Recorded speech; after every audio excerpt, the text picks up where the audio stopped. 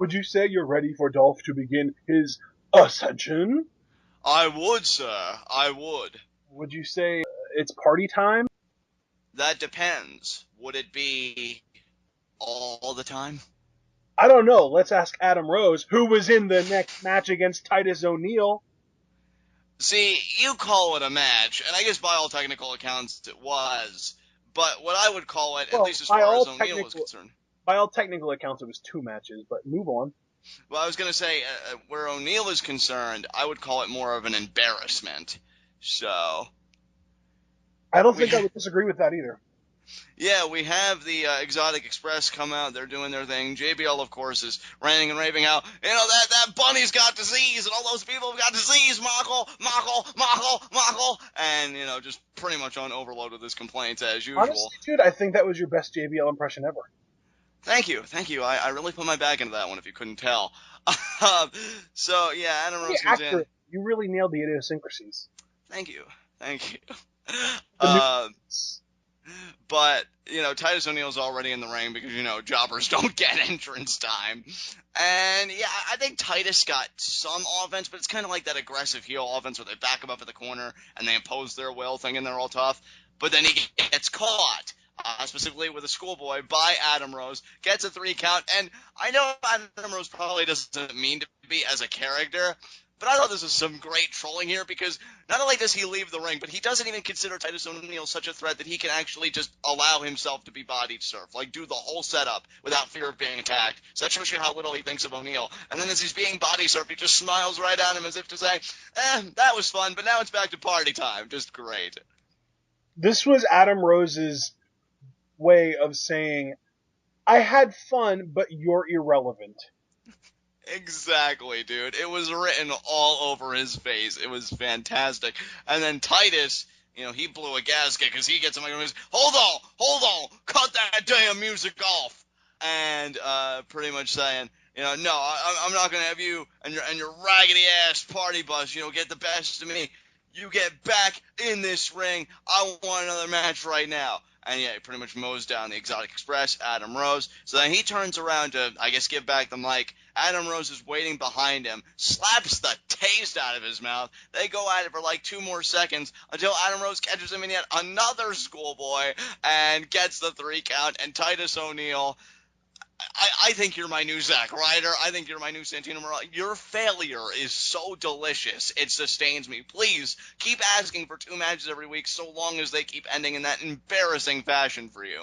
That was scrumptious. Dude, I want to just kind of throw something out there here real quick. Sure. In 2012, Tyson Kidd, of all people, got a spot in Money in the Bank, didn't he? Yeah, that's correct.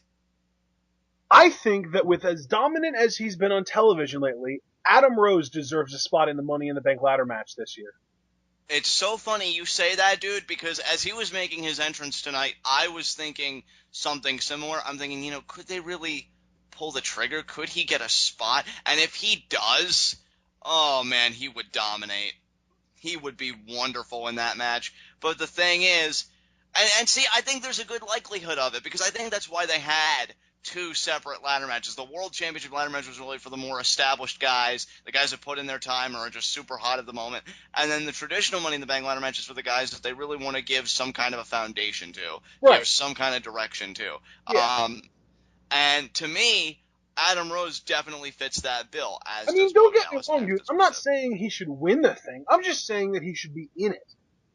Right, well, we're making the same argument for Adam Rose that we were for Bo Dallas and Rusev when we thought there was only going to be 1 ladder match. It's not about winning. It's about the spotlight that type of matchup gives you.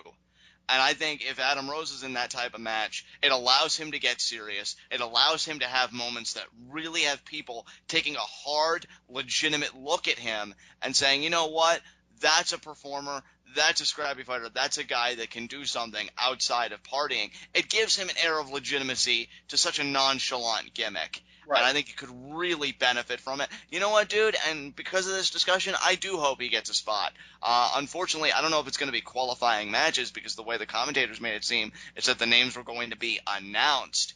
But we can hold out hope, so we'll see what happens. I don't know. I think they might do just 6 qualifying matches on Monday Night Raw.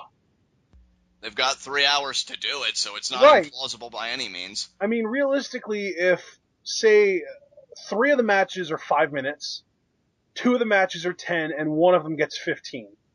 Even still, you're only up to 50 minutes of your 180 that your entire program takes up. That gives you time for an intro segment, we'll say 15. That gives you time for a main event segment, which typically, I mean, nowadays, since they're all ending in DQ, it's probably only going to be about 10 minutes. It's probably going to start at 55 and end at 05. And that gives you time for two hot, and you know what? The 15-minute qualifying match could even be one of them. 1 hour main events. It could be your 9 o'clock segment, your 10 o'clock segment. Either one of those could be a 15-minute qualifying match.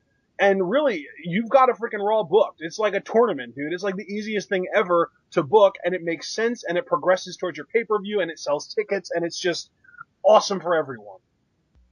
Absolutely, dude. And hey, even if WWE didn't like that infrastructure of their show, said no, there are other things that we want to promote, you could even accelerate the process by doing tag team qualifying matches so that you get two guys in. Right. If you want to save time that way, there's a way you can do this. So yeah, I hope that it's not just an announcement, because what got me invested in the world title Money in the Bank ladder match was that everybody earn their spot. So you were able to get invested in each competitor that was in there because they beat somebody to get in that place. I want to have that same feeling about the traditional matchup. I feel like it's more imperative that they do it for the traditional matchup than the fact that they did it for the world title matchup, in my opinion. So I hope they do go that route, because I would love to see it. And yeah, if Adam Rose got a spot, much like Tyson Kidd did in 2012, as you mentioned earlier, I think it would raise a lot of eyebrows, but in the best possible way. Well, and it's really a similar spot too, because Tyson Kidd, when he got his spot, he filled that role of the technical prowess guy who could do high flying if you asked him to, kind of all around performer. And Adam Rose, as much as people like to say, oh, he's just another Santino or another Fandango, he's just about having a silly, goofy gimmick to get over, he's not that great in the ring.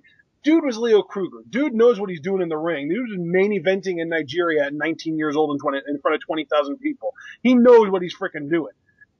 I don't want to refer to him by his real name because it just makes me sound marky. But at the end of the day, the performer under the Adam Rose gimmick is incredibly talented, and if you give him this spot, he'll make the most of it. Let's just put it that way.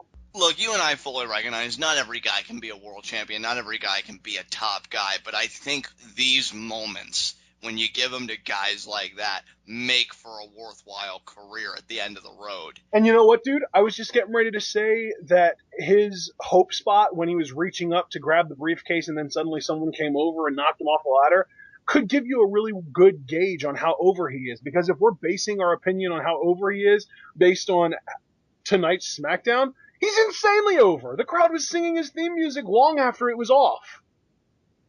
And it did not seem canned either. That was the beautiful thing about this. It didn't seem Dude, when forced, his entirely music hit, organic. when his music hit the first time, I saw a guy in the background stand up and raise his arms in the air. Like, people were freaking ready. Like, they are loving Adam Rose. It's just a matter of time before he starts to actually get, a match that lasts longer than a minute, which I personally don't have a problem with because he looks so strong in those matches, but I enjoy watching the guy work. So, hey, give me a freaking bone here.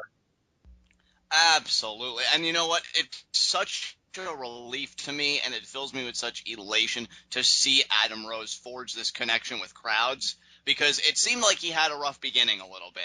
And you and I were a bit concerned, like, we hope that this doesn't pan. We want to see this soar.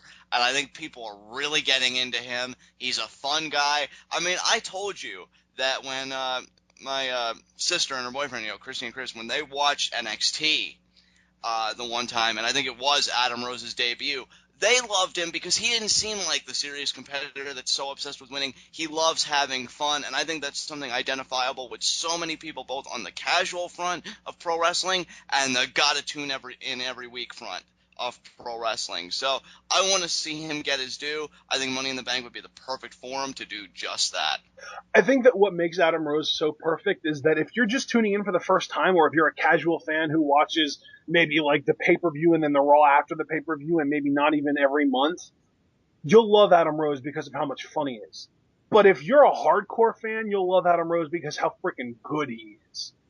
And he is freaking good, and I hope more people begin to recognize it. But it all is circular, because the only way people are going to recognize it is if you give him platforms like this. And Because dude, 3 minutes, yeah, if there was the yeah. opposite, do we have an opposite thing to the heat of the night? Like something that was so good that I really just want to go.